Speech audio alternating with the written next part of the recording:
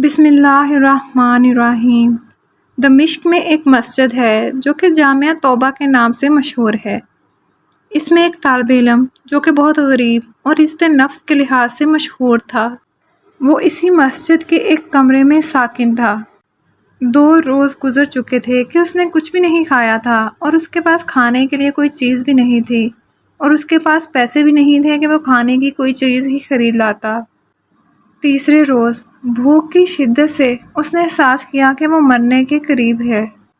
وہ سوچنے لگا کہ اب میں اس حالت میں ہوں کہ شرن مردار، حتیٰ کہ اس حالت میں چوری بھی جائز ہے۔ مردار کھانے کی نسبت چوری بہترین رستہ تھا۔ شیخ طنطاوی کہتے ہیں کہ یہ ایک سچا واقعہ ہے۔ میں ان لوگوں کو اچھی طرح جانتا ہوں۔ یہ مسجد ایک قدیمی محلے میں واقع ہے۔ وہاں سارے مکانات قدیمی طرز سے اس طرح بنے ہوئے ہیں کہ سارے مکانوں کی چھتیں آپس میں ملی ہوئی ہیں اور ایک مکان کی چھت سے باقی تمام محلے کے مکانوں میں جایا جا سکتا ہے۔ یہ نوجوان مسجد کی چھت پر گیا اور مسجد کی چھت سے باقی تمام گھروں کی طرف چل دیا۔ پہلا گھر دیکھا تو وہاں اس نے دیکھا کہ کچھ خواتین ہیں، سو وہ سر جھکا کے وہاں سے چلا گیا۔ جب وہ دوسرے گھر پہنچا تو اس نے دیکھا کہ گھر تو خالی ہے لیکن گھر سے کھانے کی خوشبو آ رہی ہے۔ بھوک کی شدت میں جب کھانے کی خوشبو اس کے دماغ تک پہنچی تو کسی بھوکے کی مانند اسے اپنی طرف کھینچ لیا۔ یہ مکان 1 منزلہ تھا۔ وہ فوراً باورچی خانے میں پہنچا۔ باورچی خانے میں پہنچا تو وہاں دیچکی میں بھرے ہوئے بینگنوں کا سالن تھا۔ ایک بینگن اٹھایا۔ بھوک کی شدت کی وجہ سے اس نے سالن کے گرم ہونے کی بھی پرواہ نہیں کی۔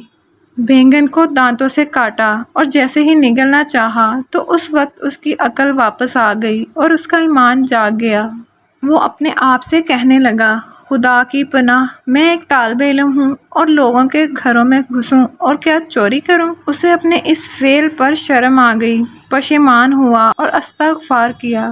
بینگن کو واپس دیچکی میں رکھ دیا اور جیسے آیا تھا ویسے ہی واپس لوٹ گیا اور مسجد میں داخل ہو کر شیخ کے حلقہ درس میں داخل ہوا۔ بھوک کی شدت سے سمجھ نہیں پا رہا تھا کہ شیخ کیا درس دے رہے ہیں۔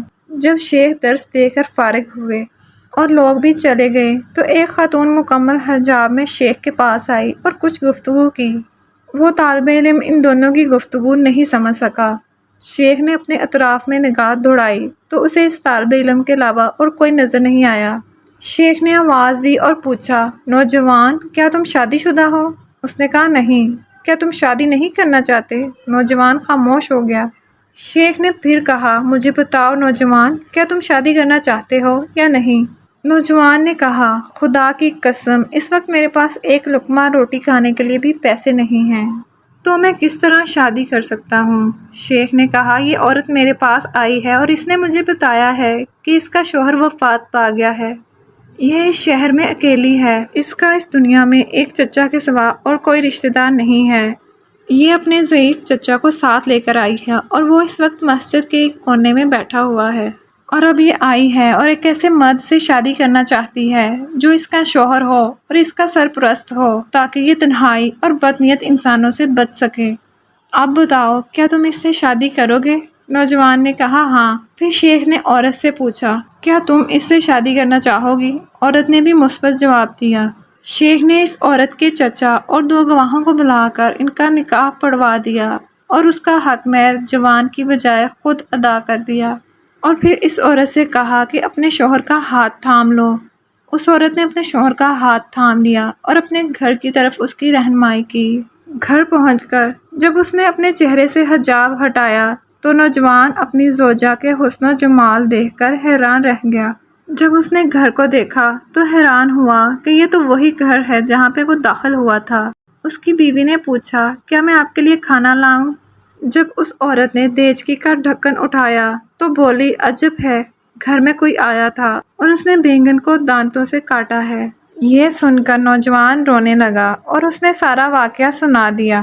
تو اس عورت نے کہا کہ یہ تمہارے تقویٰ اور ایمانداری کا نتیجہ ہے کہ جب تم نے حرام کھانے سے اجتناب کیا تو اللہ نے سارا گھر اور اس گھر کی ملکہ کو بھی حلال طریقے سے تمہیں دے دیا۔